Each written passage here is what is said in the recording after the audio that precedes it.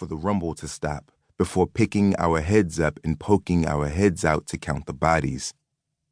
This time, there was only one. Shawn. I've never been in an earthquake. Don't know if this was even close to how they are, but the ground definitely felt like it opened up and ate me. Things that always happen whenever someone is killed around here. Number one, screaming. Not everybody screams.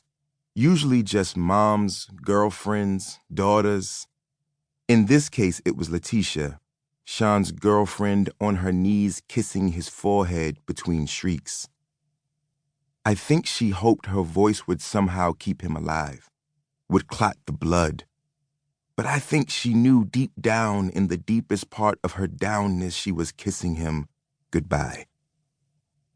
And my mom, moaning low, not my baby, why?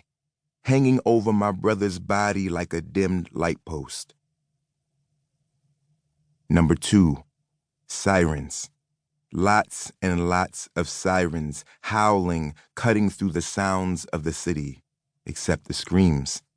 The screams are always heard over everything, even the sirens. Number three, questions. Cops flash lights in our faces and we all turn to stone. Did anybody see anything? A young officer asked. He looked honest, like he ain't never done this before. You can always tell a newbie. They always ask questions like they really expect answers. Did anybody see anyone? I ain't seen nothing, Marcus Andrews, the neighborhood know-it-all, said. Even he knew better than to know anything. In case you ain't know, gunshots make everybody deaf and blind, especially when they make somebody dead.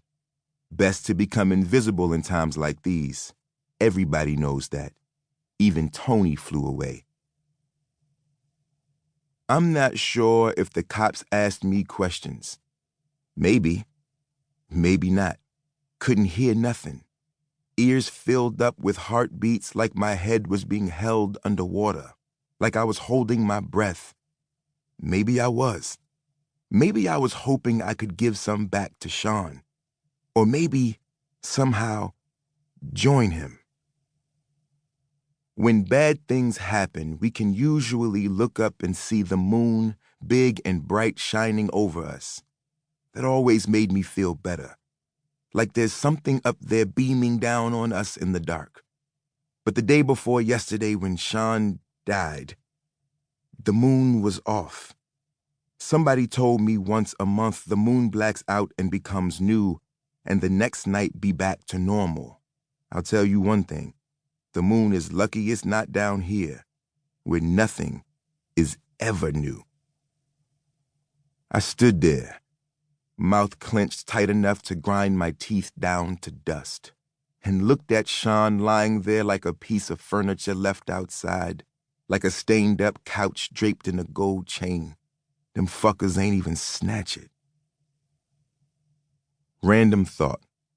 Blood soaking into a t-shirt, blue jeans, and boots looks a lot like chocolate syrup when the glow from the streetlights hit it. But I know ain't nothing sweet about blood. I know it ain't like chocolate syrup at all. In his hand, a corner store plastic bag, white with red letters. Thank you, thank you, thank you, thank you, thank you, thank you, thank you. Have a nice day. In that bag, special soap for my mother's eczema. I've seen her scratch until it bleeds, pick at the pus bubbles and flaky scales, curse the invisible thing trying to eat her. Maybe there's something invisible trying to eat all of us as if we are beef. Beef gets passed down like name-brand t-shirts around here. Always too big, never ironed out, gets inherited like a trunk of fool's gold or a treasure map leading to nowhere. Came knocking on my brother's life, kicked the damn door down and took everything except his gold chain. Then the yellow tape.